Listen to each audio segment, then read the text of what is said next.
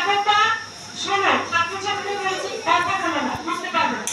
আমাদের এই নাটক 12 বছর বয়স হলো, তবু শম্ভুর গাছ থেকে ভয় যায় না। বনের ধারে শম্ভুর দাদুর ঘর, তার চারদিকটি ভরা বন দিয়ে। দিনের বেলাতে বনের ভিতর ছায়া ছায়া ছায়া সরাস সরাস নিঝুম চুপচাপ সারা রাত বনের মধ্যে কিসের চলাচলের শব্দ, ফসফস ফসফস রোজলাট ফসফস, পাতার ফাঁক দিয়ে বাতাস বয় শো শো, চোখে কিছু দেখা যায় না, সব অন্ধকারের আলোর মধ্যে অদৃশ্য হয়ে থাকে।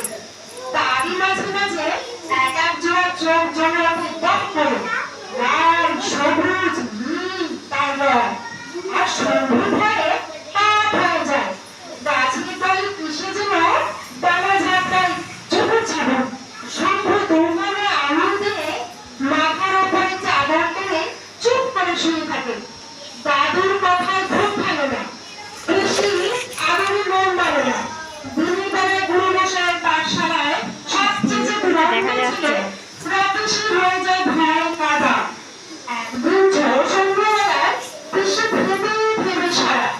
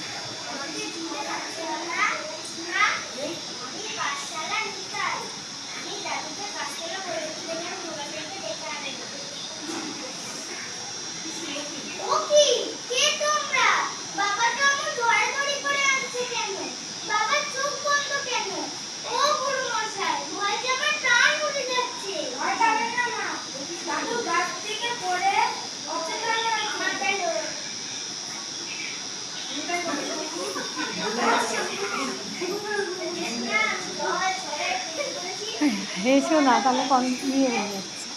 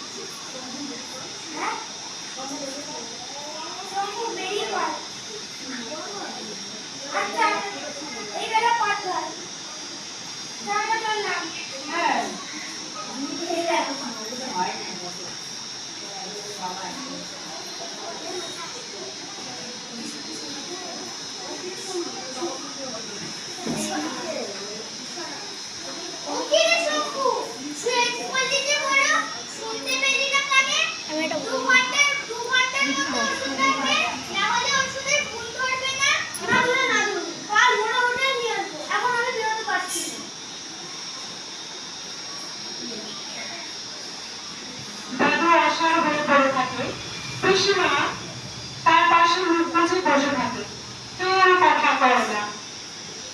পুরুষ জমতে থাকে, দাদুর মুখেও কথা নেই, ছেলের মতো সকলেরই মুখ ফ্যাকাশে, ফুসফুস করতে থাকে সন্ধি। আহা, দাদু যদি না বাঁচে, তবু খালি যেন দুহাত বাড়িয়ে জড়িয়ে ধরতে চায়।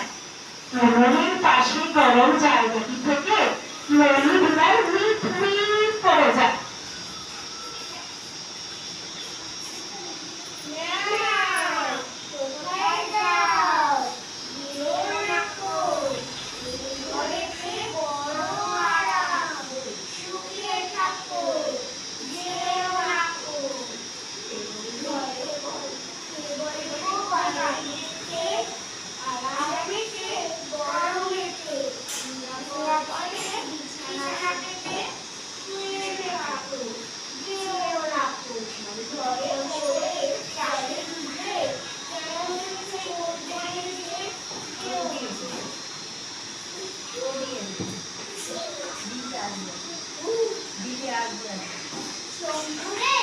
যখন তুই এটুকু ছিলি, বাপ মা তোর গেল বিদেশে, দাদুই তোকে বুকে করে মানুষ করলো। সেসব কথা কি ভুলে গেছিস? সে আমাদের প্রাণ বাঁচিয়েছে। এই মাথার উপরকার ছাদ সে নিজের হাতে বেঁধেছে। এই এই উনুনের ধারে করে চিন্তা সে নিজে হাত থেকে কিনে এনেছে। কত কষ্টের টাকা ছিল, তাকে কি আমরা বাঁচাতে পারবো না? আর বসে থাকতে পারে না শম্ভু, দেয়াল থেকে টোকাটা ফেলে দেয় আর লণ্ঠনটা জ্বেলে দেয়। সাথে নেয় মধুর শিশি, পেছন ফিরে চায় না, পেছন ফিরে সে চায় না। পিছনে কিছু না বলে দরজাটা ঢুকে জল ঝড়ে রাতে সে আস্তে আস্তে বেরিয়ে পড়ে।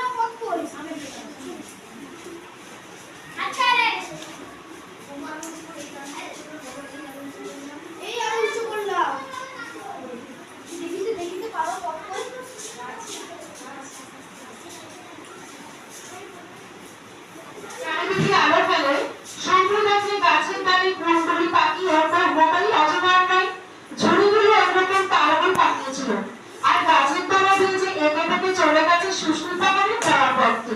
উফ, বাঁচা গেল। সব পালিয়ে কিন্তু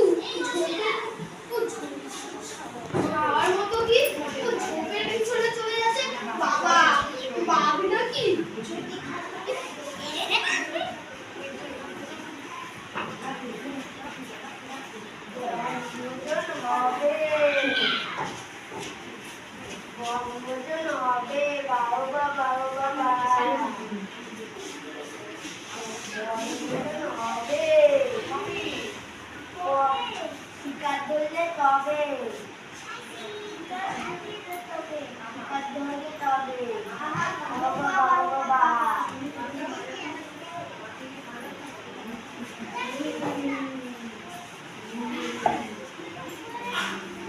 এখন শঙ্কর ভয়ে বুদ্ধি শুনতে লঙ্কা এইদিক ওদিকে ছোটাছুটি করতে থাকে সে। হাত থেকে হারিকেনটা পড়ে যায়, মাথা থেকে টোকাটা পড়ে গিয়ে পড়ে গেল। মনসা গাছের ঝোপে সে গিয়ে ঠক্কর খায়। মনসার গাছগুলি সারি সারি দাঁড়িয়ে শঙ্কর গিয়ে সেখানে ঠক্কর খেয়ে পড়ে যায়।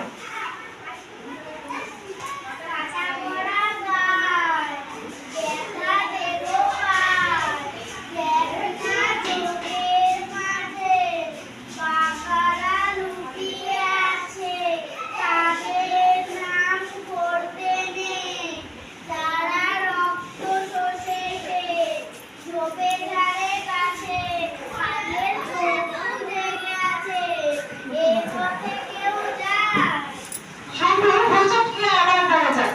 হাতের তলায় মধুর শিশি খুঁজে পায় আর মাথার টোকাটি সে আস্তে আস্তে মাথায় পড়ে যায়। লণ্ঠনটি তুলে ধরে আস্তে আস্তে। অমনি চারদিকে শাঁসা পালা পালা রন্ধনের দল চোখ ছোট করে মনসার ঝোপের আড়াল দিয়ে আস্তে আস্তে আস্তানায় ফিরে যায়।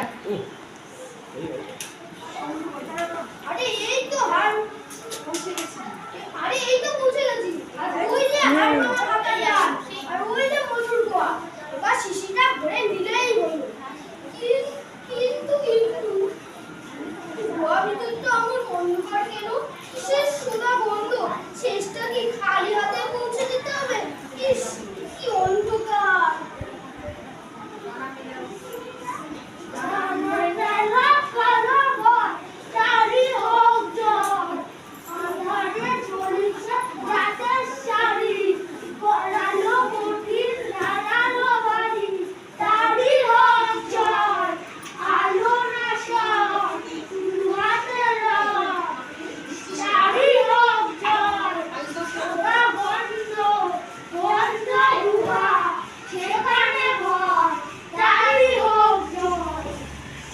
না, আলো যে সইতে পারে না তাকে আমি ভয় করব না।